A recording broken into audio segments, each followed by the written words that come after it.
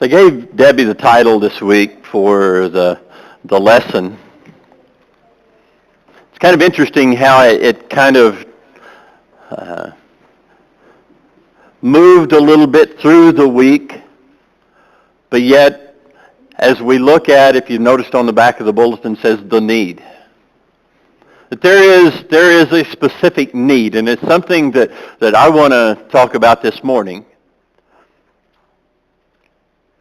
And before we get into looking at all of that, one of the things that we're very mindful of here is the need of reaching people in the world as a group of people here reaching other people in the world. We have, of course, Kyler and Weston and their separate works in China. We have the things that Lynn Sauer has been doing in Tunisia. We have those who go to Haiti, as Renee and Kate has gone as well, and others. And for the last year, Tyler Coquillard has been at MIT. And so we have him this morning, and we're going to ask him to share with us, as we've supported him this year, of what he has done and what the work has been there at MIT. So without anything further, I want to invite Tyler to come up.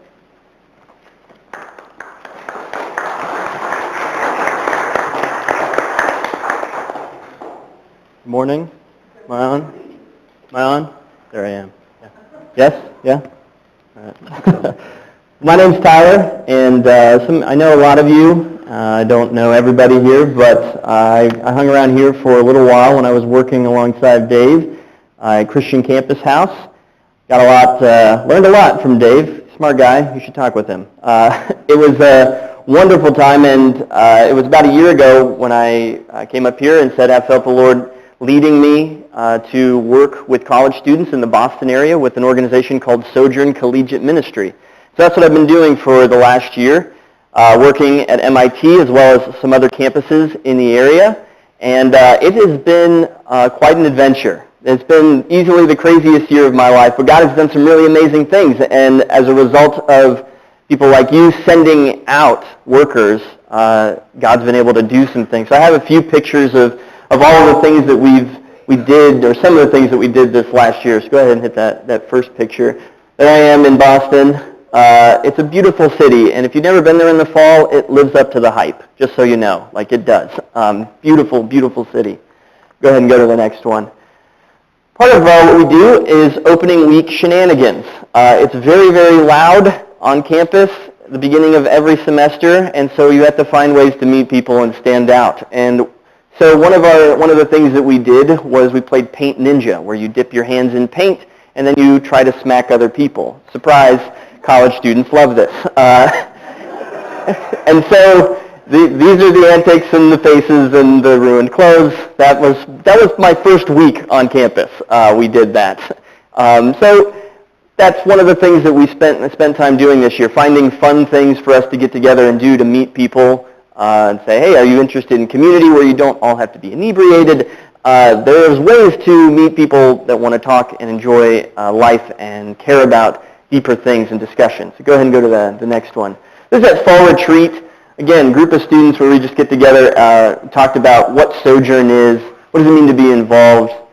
A really amazing weekend of people bonding. Obviously, nobody's having a good time in this photo. A lot of fun, too many games, overwhelming, but a great moment for people to go to Cape Cod and enjoy one another's company. Go ahead and go to the next one. This is at a international night. We did these are with a lot of the Indian students. Some of the people that we met the first week, a huge number of them. We just found a bunch of Indian students. This is at Northeastern University, and I was on a few different campuses this year. In the middle there is a guy named Sandeep, and I have the next picture is of him and Joe. Sandeep I met early on, and he is one of those guys that just invites everybody. Just, brings people along. It's kind of like, is Sandeep coming? Cool. Which 20 people is he going to invite this time? Because it was a different 20 last time that he brought. Sandeep and I, and that's Joe, on the right there. Sandeep and I, he's a good friend of mine now. Because we met early on and we kept meeting, and at Indian night, it was a cross-cultural experience because they cooked for us. And I felt like I stepped into a different world. I've been on some trips through Campus House, and it felt like a cross-cultural experience where we're sitting there and I'm eating things I've never seen before in my life, and people are serving me and refusing to let me. It was an amazing moment for both the students that were connected to us and for these new Indian students that were being involved to get to know one another. Sandeep and I meet together regularly and talk about Jesus, because one of our early conversations was while we were doing some community cleanup stuff in a pretty low-income area in Boston. As we were picking up trash in this area, we were talking about what does it mean to do good things? Why should somebody do good things? What is a good thing? And he's Hindu-ish, like he's Hindu, but there's a lot of variation within those perspectives. And so we had a lot of conversations about who Jesus is, and what do I believe, and what is this world, and are those questions important, and how do we connect what we believe most deeply about the world with what we do? So we had a lot of conversations, and that's still ongoing. I wish I could tell you, yeah, he gave his life to the Lord, but that's, maybe as you know, that's not always how it works in that timeline that we'd like to see. Sometimes it's really slow. I can tell you, Sandeep's had a lot more conversations, had only had conversations in his life because of stuff that Sojourn has been doing out there, because of the conversations we've been having out there, because you guys sent us out there. Go ahead and go to the next one. These are some of our student leaders. We get together and plan for the future. That's Dustin there up front, who I work alongside. Go to the next one. This was, again, start of the semester antics, and you can see Sandeep is there. He comes to all of our stuff now. Go to the next one. Again, more things. Sandeep's in there somewhere. There he is on the right. Go ahead and go to the next one. This was a different cultural night. That's Sarah Tang, and this was our Chinese-Japanese night, our Chinese-Taiwanese, night. Sarah started getting involved with us over the course of this year, and didn't really have any background with faith, didn't really have any connection to religious conversations. But through this, towards the end of this last semester, this spring semester, Lindsay is there behind her on staff with Sojourn as well. They've been meeting together, and Sarah started coming to one of the girls' groups where they sit down and talk about who is Jesus and what is Christianity and what does it mean. And she and Lindsay, Sarah and Lindsay have been going through the Bible together, and she's on that path talking about faith for the first time. Go ahead and go to the next one. This is on spring break trip. Again, I don't know. I maybe need a new hat, I think. But this is us going to Tennessee and doing a lot of work, very, very similar to some of the things that Campus House does, serving in a low-income area. This was in Tennessee. One of the really cool things that came out of this trip, there was a guy on our trip who is trans, who identifies as trans. And he has been involved with the Rhode Island community for the last year and a half, coming around, asking faith questions. He's not in this photo. You wouldn't know looking at him that he's trans unless he told you. He's been coming around because he likes Sojourn's community. He feels loved there, feels like he has a place, feels like these people love him, and he's been exploring faith questions. At this point, he was still exploring faith questions. But about a month and a half ago, he got baptized. Now, his story isn't over, and it's complicated, and it's messy, and discipleship gets really hard. How do you walk through that? That's some of what is the reality, trying to meet people who are really far from God. His story is not over, but he's made a change that's going to last, that's going to change the way he thinks about all that stuff. So if you think of him, pray for him. So I hesitate to share his name just to, for his sake. But that's one of the stories that came out of our spring break trip. Go ahead and go to the next one. This was the staff having a lot of fun because all the other people fell asleep. All the students fell asleep, and all the staff was right awake on the way back from spring break. Let's go to the next one. A few students that come. I want to tell you about Ornan. He's the guy in the front row. I met Ornan pretty early on last fall semester. I met him at Reunion Christian Church, which is a church that I've been involved with in Boston. Very, very quiet guy. I went up to him, tried to identify students as they come to the church on Sunday, and asked him where he went to school. He went to a small community college, and I told him he should come to the Northeastern group. And I invited him a few weeks in a row. Eventually, he actually showed up. It's like, oh yeah, I'll be there. I'll see you when you're there. Like, I'd love for you to be there. We'll see if you show up. He starts showing up, and the thing is, Ornan hasn't stopped showing up. He's from the Dominican Republic and lives in a pretty low-income part of the city, but has found community at the Northeastern Crew, so much so that he believes in Campus House, wherever I've been working. He believes in Sojourn, and has come to the place where he is thinking about, what does it mean, what do I want to do with my life? Maybe ministry. Maybe I want to spend my life serving people and telling students about this. He's been doing education, but he's thinking about, and he's probably going to do an internship with Sojourn in the future here. That's another story. I don't have a picture of it, but every week I would meet with a group of students at MIT. That was kind of the main thing I did there, and we would talk about what do you care about most deeply, and how does it connect to your work? What is a good job? How do faith and career connect? And so we did a lot of exploring of those things together at MIT. Wonderful, amazing things. And there's so many stories I could go on and on and on, but I won't. All I want to say is that those stories, that these sorts of things have been possible because of Parkview sending me out this last year. And so I do want to say a profound thank you and tell you that is a part of the huge need in the world, that there is a huge need. I do want to give a personal update, which is probably, go ahead and go to the next one more. Yes, I did start dating somebody, so, and not just dating, but go ahead and go to the next one. I did get engaged. Something, a day my mom probably thought would never come, but has happened.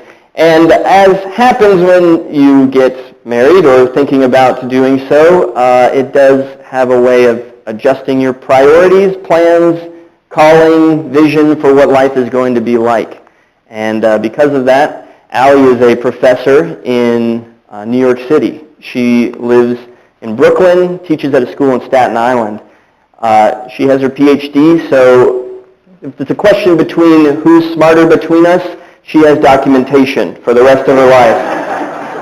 There is no dispute. But as we thought about what does it mean to put our lives together, that's the direction. Her job and in New York City is where the next step for me is. Not where I thought it was going to be, but that's the next step for me because there is a huge need there as well. And I love Sojourn and I believe in what it's been over the last year. And the stories that have been there have been a result of it. But I'm convinced that I want to spend my life with this woman, and I'm convinced that life and doing ministry together is, it's exciting, and the need in Brooklyn is massive. And so I'm going to be sharing about that down the road. In some ways, it's kind of doing what David Dale is doing, another connection here in Laos, trying to start a disciple-making movement. And so I want to say profound thank you to all of you who give generously and are a part of this group, because the reach of this group of people extends far beyond Springfield, far beyond Missouri, all around the world. And the stories that God used and told throughout this last year, the victories that God moved are ours to share. That God used all of us to do something and bring hope to people who are far from it. The need is huge. So I want to say thank you so much for the support, prayer, encouragement, and all the things that this place means and has meant for me. So thank you.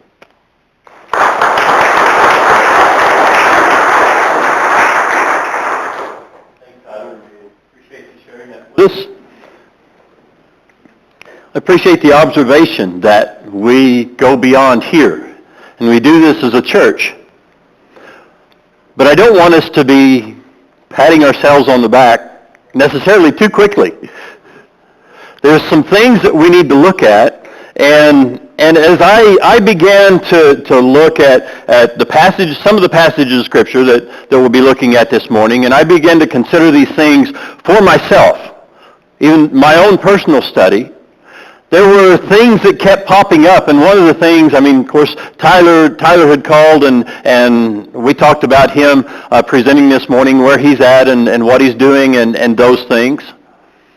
And it got me thinking about how desperately it must be needed in a world where, we have lots of pressures, don't we? But can you imagine being a student at MIT? Where he has been this last year? The pressures that must be on them as students. In some cases, they've probably gone there because somebody expected them to.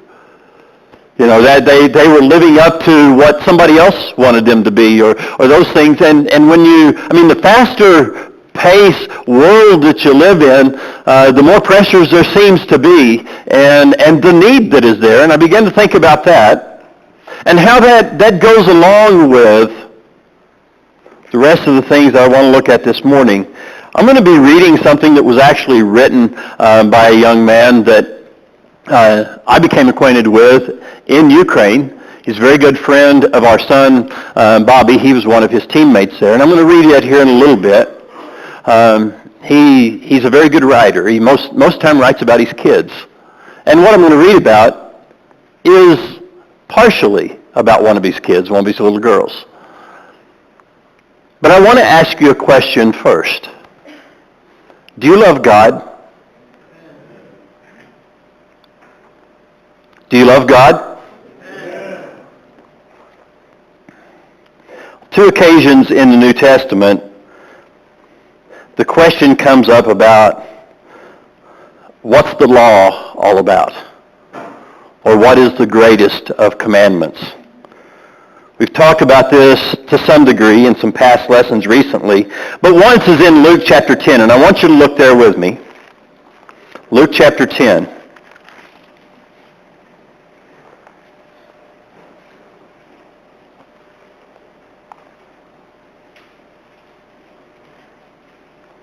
And this one's interesting because of who's talking and who gives the response. In chapter 10 of Luke, in verse 25, it says, "And a lawyer stood up and put him to the test, saying, 'Teacher, what shall I do to inherit eternal life?' And he said to him, 'What is written in the law? How does it read to you?'" So Jesus asked him back, well, what does the law say? How do you understand it? How does it read to you? What is your interpretation of the law? This was an expert of the law. So he had listened to his answer. You're going to like it. And he answered, "You shall love the Lord your God with all your heart, with all your soul, and with all your strength, and with all your mind, and your neighbor as yourself." And he said to him, "You have answered correctly. Do this, and you will live."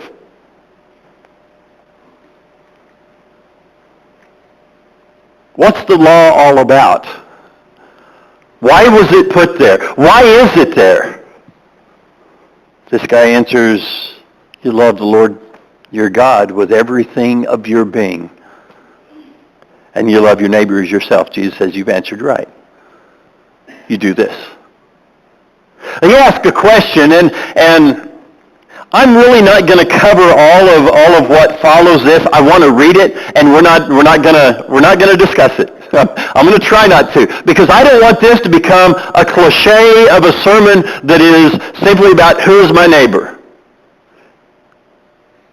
Because sometimes we can get caught up in the same things, the same way we look at something, and I hope that this can go deeper than that. I hope that this can drive home a point that maybe we haven't looked at before. So I want to read the following part of this. In verse 29 it says, "But wishing to justify himself, he said to Jesus, 'And who is my neighbor?'" Automatically, if this guy is wishing to justify himself, he's already standing convicted on what he just said. Love God and love your neighbor. And Jesus said, you do this, and you'll inherit eternal life. But wishing to justify himself, he says, "And who is my neighbor?" So he's already feeling guilty. Would you agree?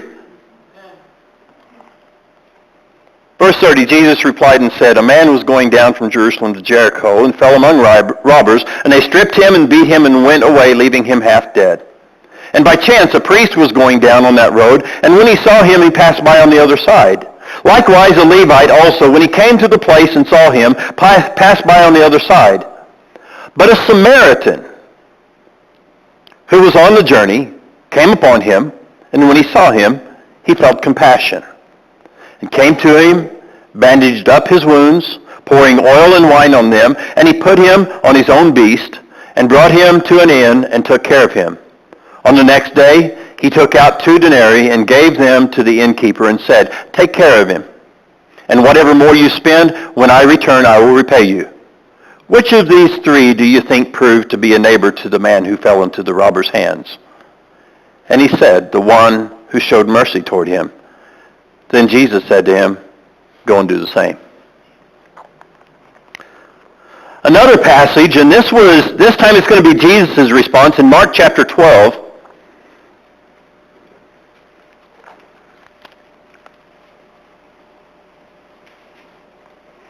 In verse 28, it says, one of the scribes came and heard them arguing, and recognizing that he had answered them well, asked him, what commandment is the foremost of all?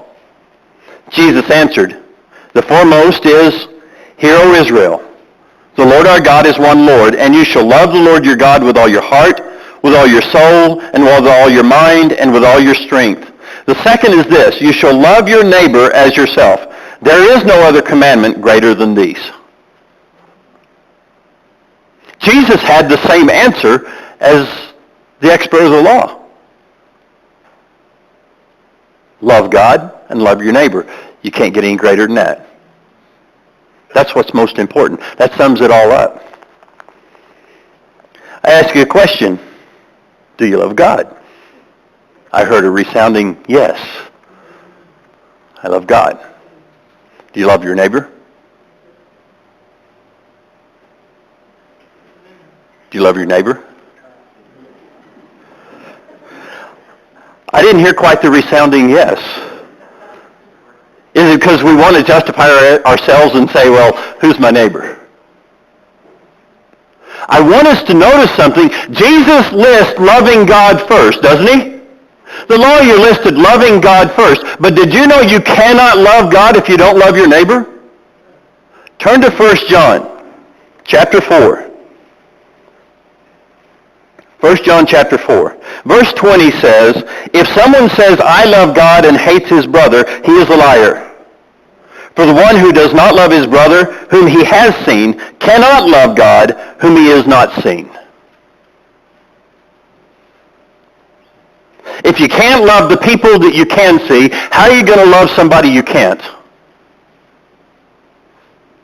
But when we immediately answer the question, do you love God? Yes, we love God. Do you love your neighbor? Yes. Yeah. I like that.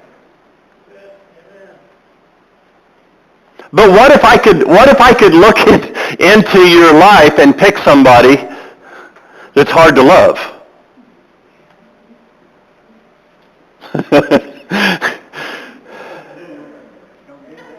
Don't do that. Automatically, when we're talking about loving our neighbor, we think about, the opposite of hate. And so we can seek to justify ourselves and say, well, I don't hate them. I'm not doing anything against anybody. I want us to examine this, but before I do, I want to read this. This is written by a young man, as I mentioned a few moments ago. His name is James Smith.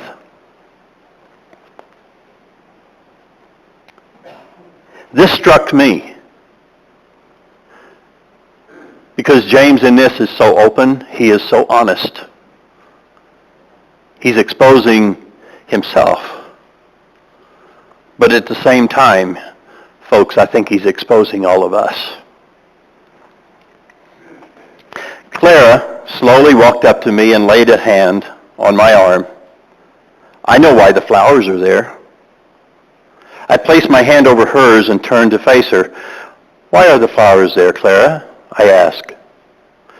But I knew why the flowers were there. I knew why we had driven back into our neighborhood that evening and found flowers on the curb of the road at the end of our driveway. I'd read the news reports. I'd seen the pictures. I'd recognized the names of my neighbors as they were listed as witnesses. Shortly after we left the house a few days prior, police were called to our neighborhood to confront an upset man who was standing in the street wielding a knife. He was angry. He was emotional and aggressive. His wife was telling him to get into a car. He refused. He held a knife up to his own neck. He refused to comply with the trooper's orders and eventually rushed at them with the knife. He was shot multiple times by several officers. He remained there in the street until a rescue helicopter came and took him to the hospital. He died the following morning. I didn't know the man. I didn't recognize his name. When I found out that he lived just 2 houses away, I was surprised. I had no memory of ever seeing anyone at that house before. Sure, someone obviously lived there, but I didn't ever consider who they might be. Who was this man that lived so many years just a few houses away? The news reports called him a Palmer man, a knife-wielding man, a disturbed man. The comment sections of these reports were far less considerate, adding to the list moron, idiot, and much longer list of names I can't repeat. There was a ripple emanating from that point on the pavement where his body had lain. And the further away it got, the less meaning it had, the less human this man became, and disturbingly, the more judgment the observers became. Even my first reaction to the news was to consider my own safety. I thank God that my family wasn't there, that my children didn't have to witness something like that out the window from our living room. I was embarrassed about my unmowed lawn. This man was probably on drugs or out of his mind. He had been shot and then later died, but I was the real subject of the story. How did this affect me? That was the real question. I thought about those ripples. Where did I fall in the proximity to this man whose house I could see from my driveway? So I placed my hand over Claire's hand on my arm and turned to face her. "Why are the flowers there?" I asked. She hesitated a moment. "That's where Jenna's dad died."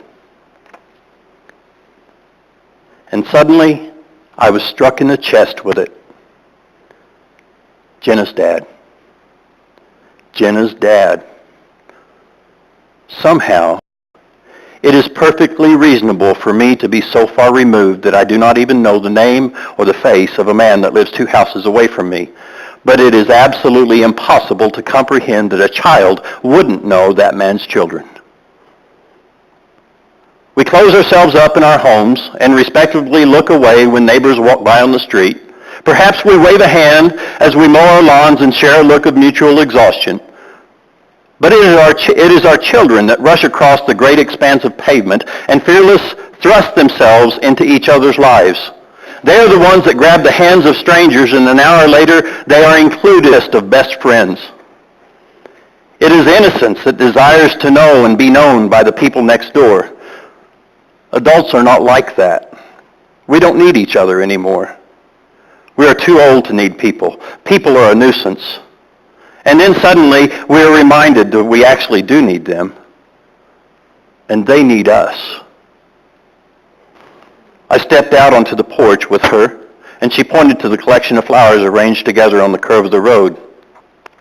I nodded and then looked down at my unkempt lawn, the scattering of discarded toys and bicycles, the colorful chalk drawings of purple sunshines and bright orange flowers, clutter which I so often am irritated by.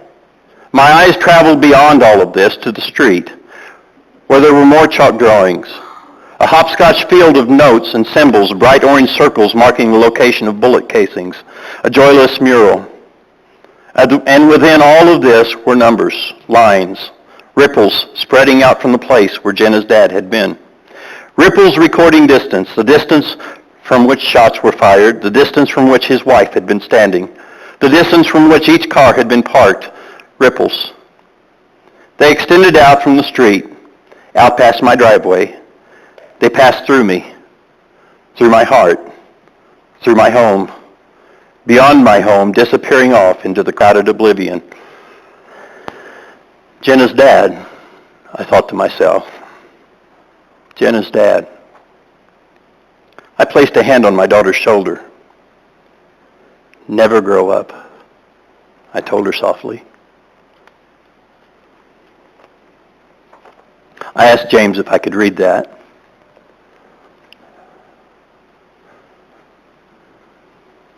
We're not supposed to be like the world. But how often do we conform to the world that is around us and simply stay out of the lives of other people? Not knowing who they are, not knowing anything about them. How often have we given the nods to recognize, they live over there and I live over here? Are we content to sit in our chairs and watch our movies, read our Facebook,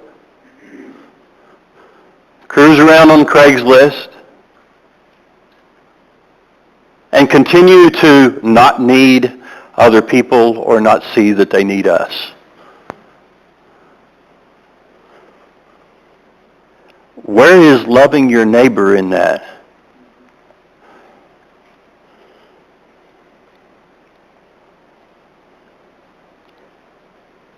I don't want any of these passages that I have to look at together with you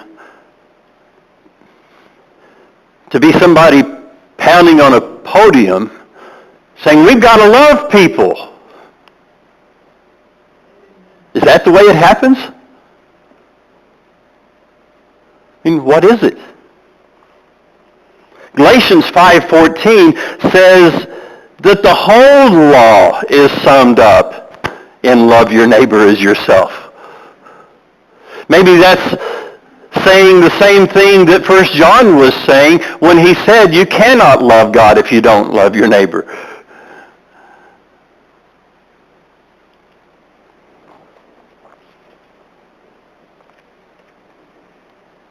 We say, well, I don't hate people. I don't hurt other people. Or I just want to mind my own business.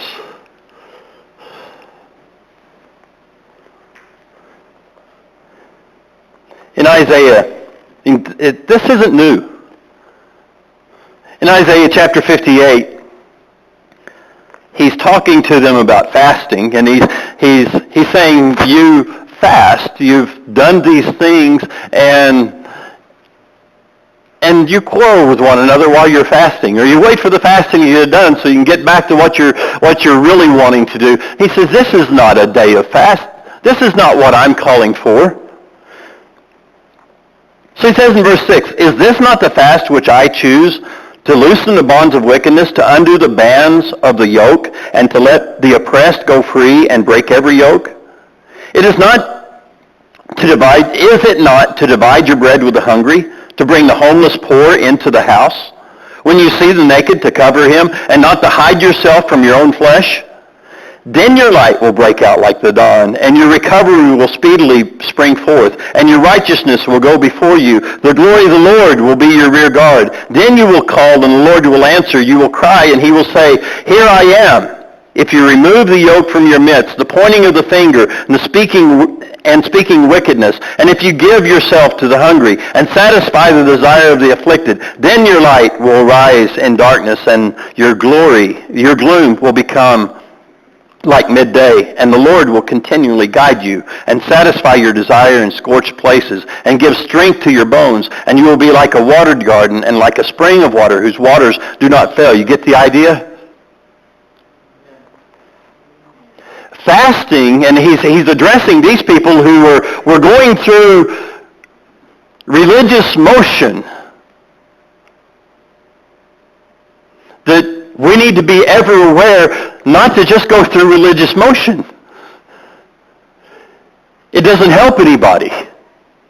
Saying the reason I want you to fast is so that you can give your bread to the hungry. So you can take them into your house. But yeah, that gets messy, doesn't it? Life is messy. And we recognize that because we know our own life is messy, right?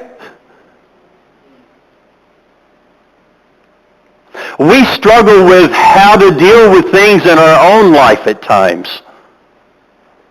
Whether it's family members who have made decisions, trans or homosexual or other things like that, and we pour ourselves into, okay, how do we deal with this? How do we face this? How do we treat them? And so there's almost this fear of, I can't handle anymore. I can't take on anybody else's. And we end up isolating ourselves. You know, I did a little reading on becoming a hermit. I mean, it's impossible for me to do. Not because of my personality per se, and you might think so. But I have had to work at being outgoing. Believe it or not, I mean, with a shy wife like I have, you know, I tried to compensate. No, seriously. Radonna has always been very outgoing. And there have been times that I would be completely content to be by myself and completely by myself.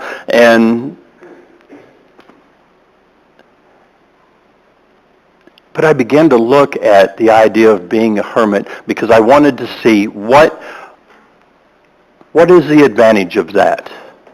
Not because I'm desiring to do that. But what is behind all of that?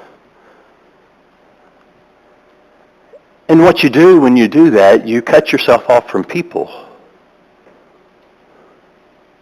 And you're looking for your own spiritual growth in doing so.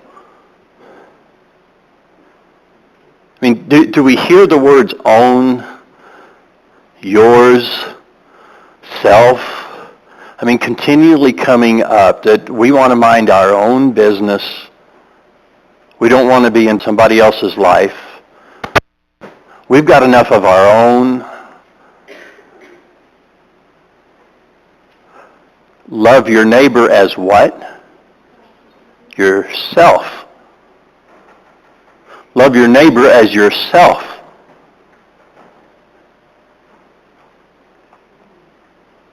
Learning to understand what it's like if somebody is going through something, even if we haven't been through it. Learning how to hold a hand or to listen, even if we haven't been through it. Even if we don't understand. How many people are in houses that are next door to us that we don't know and we don't know what they're going through? How many people have felt this way, as James wrote right here, when it was too late to do anything about it?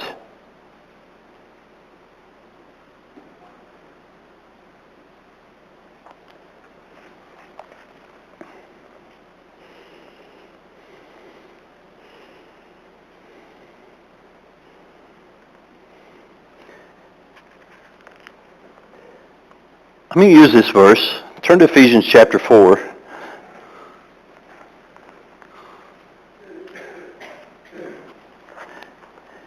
And it's not directly talking about what we're talking about, but I think it makes a point.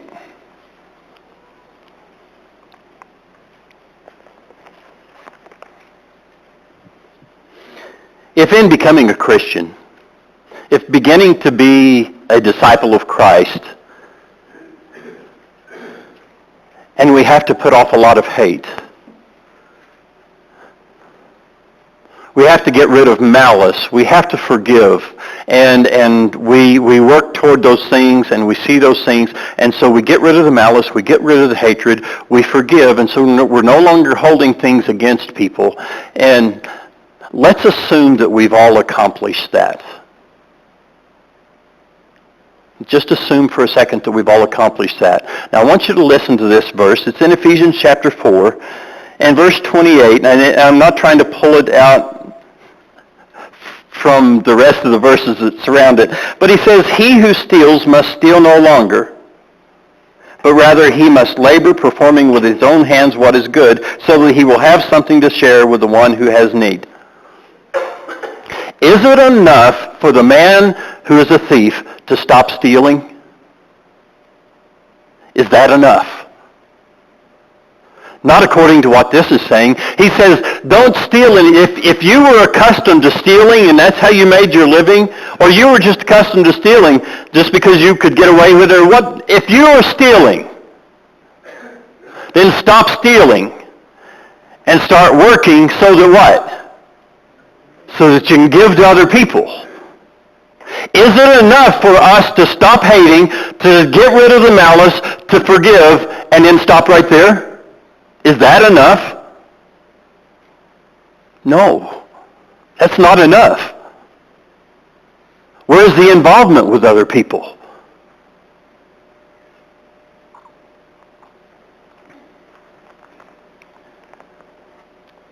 We have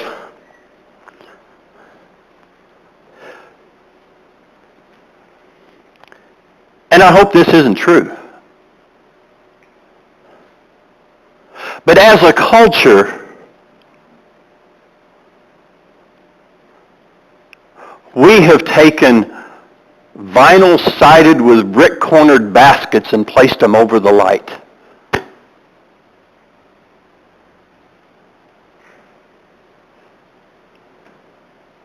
A city that's set on a hill cannot be hidden. You don't light a lamp and put it under a basket.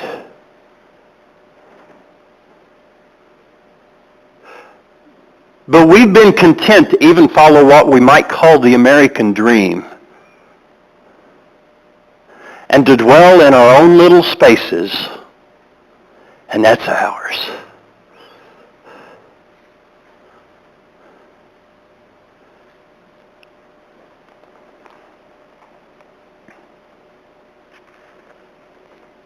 Is it fear?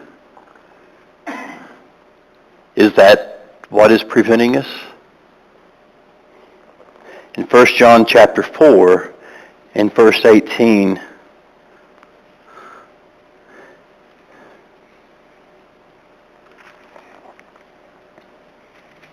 he says, there is no fear in love, but perfect love casts out fear, because fear involves punishment, and the one who fears is not perfected in love.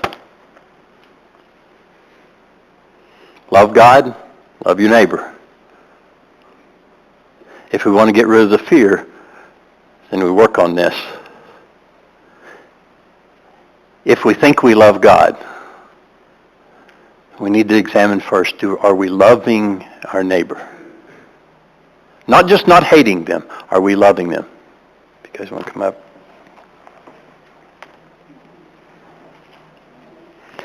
Have you ever been in a situation that you were scared? You ever been in a dark building or a dark house and you hear something? How many of you have ever had that happen? Okay. If not, just come up to the church building some night. Church buildings make more noises than any other place in the world. But where you wouldn't want to go investigate, if somebody stands there with you, you will. Right? If somebody will go with you and look, let's go look together. I mean, even little kids get this. Let's go do it together. And you're not afraid anymore. Or at least not as much. And you get more together, but even if you just get the two.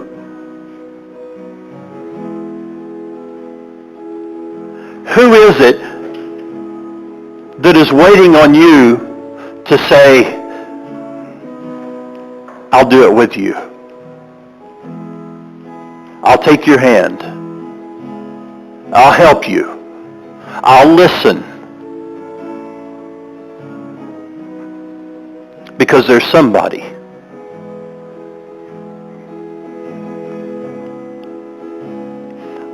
I don't know if this needs to be an invitation where we come up here or not, or if we all just need to say, I'm guilty. I know I do. And God, please help us to grow here. collectively, I think we're doing a pretty neat job of shining a light to the world. Now, if individually we can just do better.